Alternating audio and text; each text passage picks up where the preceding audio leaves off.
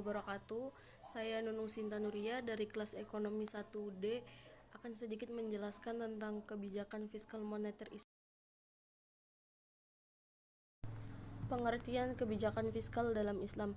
Kebijakan fiskal adalah merupakan sebuah kebijakan ekonomi yang digunakan pemerintah untuk mengelola perekonomian ke dalam kondisi yang lebih baik dengan cara mengubah penerimaan dan pengeluaran pemerintah untuk menjaga stabilitas ekonomi dalam rangka mendorong pertumbuhan ekonomi dan kebijakan pemerintah dalam memungut pajak, membelanjakan pajak untuk membiayai kegiatan dalam ekonomi.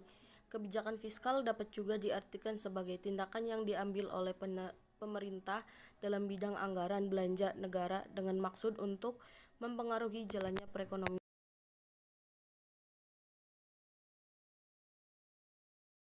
Prinsip kebijakan fiskal dalam Islam. Dalam prinsip Islam tentang kebijakan fiskal dan anggaran belanja negara bertujuan untuk mengembangkan suatu masyarakat yang didasarkan atas distribusi kekayaan berimbang dengan menempatkan nilai-nilai material dan spiritual pada tingkat dan standar yang sama.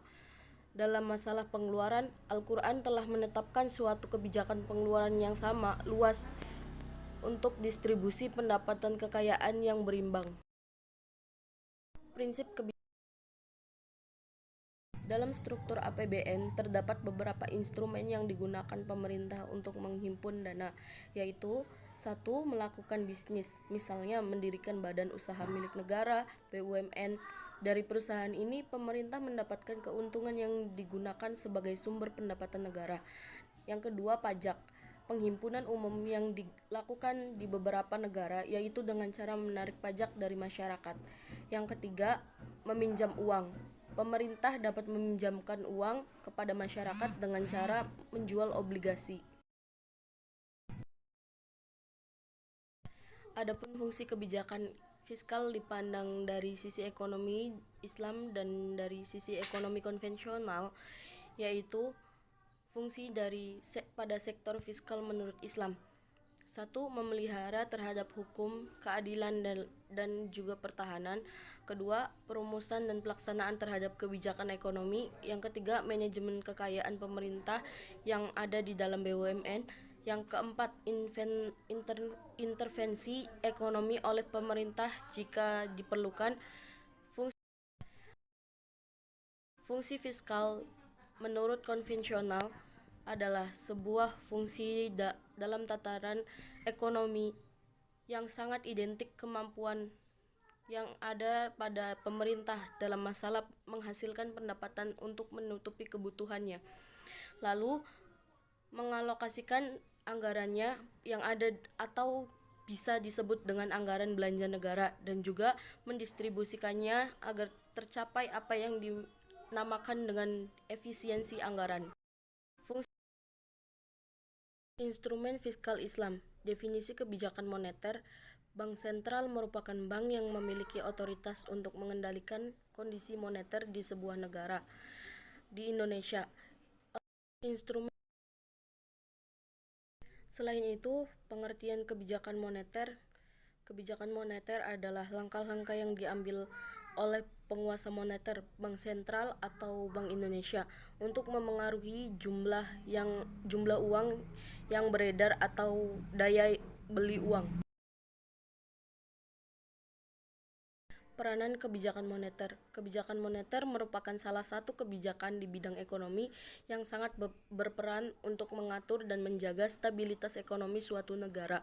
Apabila jumlah uang yang beredar di suatu negara kurang dari yang dibutuhkan, negara yang bersangkutan cenderung mengalami kesusahan ekonomi. Fungsi uang, perspektif ekonomi Islam dan ekonomi konvensional.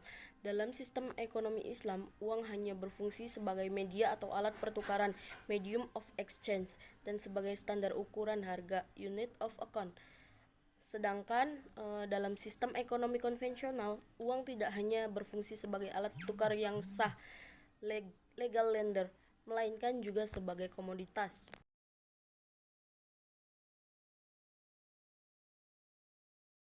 Inflasi, perspektif ekonomi Islam.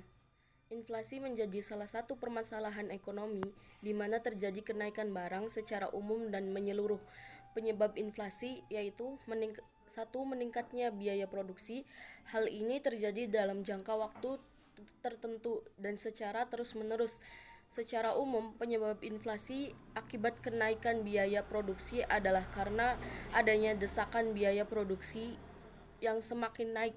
Inflasi ini dapat terjadi kepada negara yang ekonominya sedang bertumbuh dan berkembang. Yang kedua, tingginya permintaan. Jika permintaan terhadap sebuah barang atau jasa naik, maka hal itu akan mengakibatkan penyediaan faktor produksi dan barang menjadi menurun. Sementara itu, pengganti atau substitusi untuk barang dan jasa tersebut terbatas, bahkan tidak ada. Keadaan yang tidak seimbang itulah yang akan menyebabkan harga barang dan jasa menjadi naik. Yang ketiga yaitu kekacauan ekonomi dan politik. Jika sebuah negara dalam kondisi yang tidak aman, maka harga barang di negara tersebut akan cenderung menjadi mahal. Hal ini juga pernah terjadi di Indonesia, tepatnya hal ini terjadi pada tahun 1998 lalu. Pada masa itu, level inflasi di Indonesia bahkan menyentuh 70%, padahal level inflasi cenderung normal antara 3 hingga 4%. Dan yang keempat yaitu utang nasional.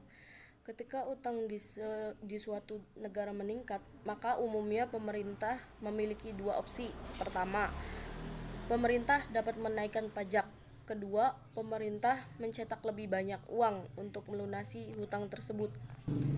Namun, jika pajak mengalami kenaikan, maka bisnis akan bereaksi.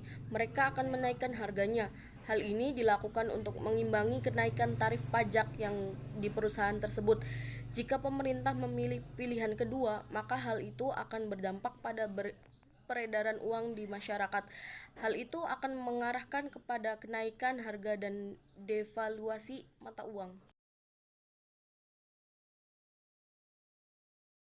Saya Nunung Sinta Nuriyah. Terima kasih atas perhatiannya. Wassalamualaikum warahmatullahi wabarakatuh.